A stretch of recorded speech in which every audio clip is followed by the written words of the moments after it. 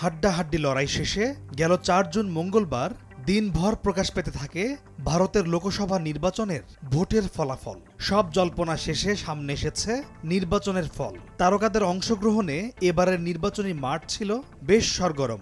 প্রথমবার এসেই যেমন কেউ বাজিমাত করেছেন, আবার কারো ঝুলিতে যোগ হয়েছে বিজয়ের হ্যাট্রিক। ভারতের এবারের নির্বাচনে লড়েছিলেন তারকা প্রার্থীরাও। মাস জুড়েই তারা মাঠে বেশ সরব ছিলেন নিজেদের প্রচারণা নিয়ে। ভোট গণনা শুরু হওয়ার পর পেরিয়ে গেছে অনেকটা সময়। এরই মধ্যে অনেক জল্পনা কল্পনার অবসান হয়েছে।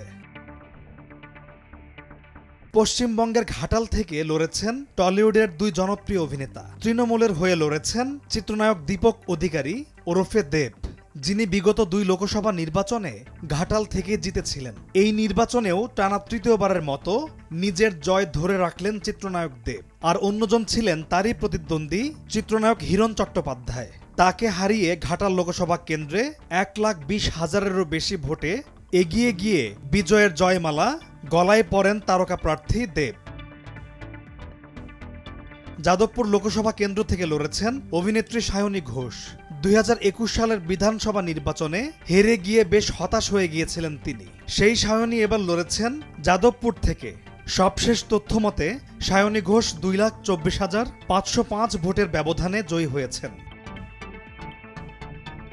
এদিকে পশ্চিমবঙ্গের হুগলি থেকে হাড্ডাহাড্ডি লড়াই শেষে দিদি নাম্বার 1 খ্যাত অভিনেত্রী রচনা ব্যানার্জির কাছে হেরে গেলেন পর্দার আরেক জনপ্রিয় অভিনেত্রী লকেট চট্টোপাধ্যায়। হুগলির বিদায়ী সাংসদ ছিলেন লকেট চট্টোপাধ্যায়।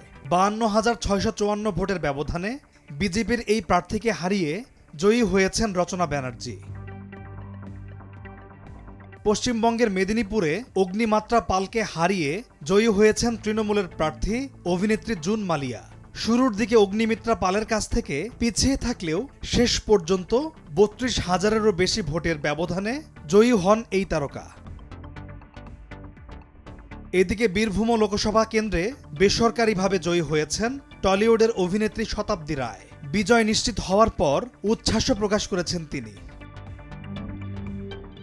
উত্তরপ্রদেশের গোরখপুর লোকসভা কেন্দ্র থেকে বেসরকারিভাবে 1 লাখ ভোটের ব্যবধানে জয়ী হয়েছেন বিজেপির আরেক প্রার্থী অভিনেতা ও চলচ্চিত্র প্রযোজক রবি কিষান।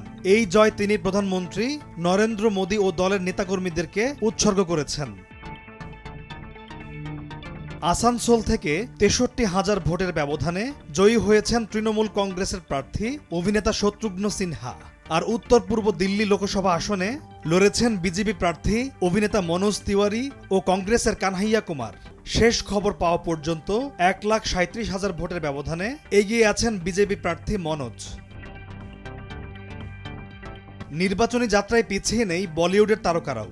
বলিউড অভিনেত্রী কঙ্গনা রানাউত তার নিজ শহর হিমাচল প্রদেশের মান্ডি লোকসভা আসনে প্রার্থী হয়েছিলেন। প্রথমবার নির্বাচনে এসেই 72,000 ভোটের ব্যবধানে জয়ী হয়েছেন তিনি।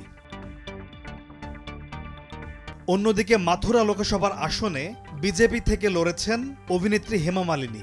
আসনটিতে 2014 ও 2019 সালে টানা 2 বার নির্বাচিত হয়ে এবারও জিতে হ্যাট্রিক করলেন বলিউডের ড্রিম গার্ল খ্যাত অভিনেত্রী হেমা মালিনী।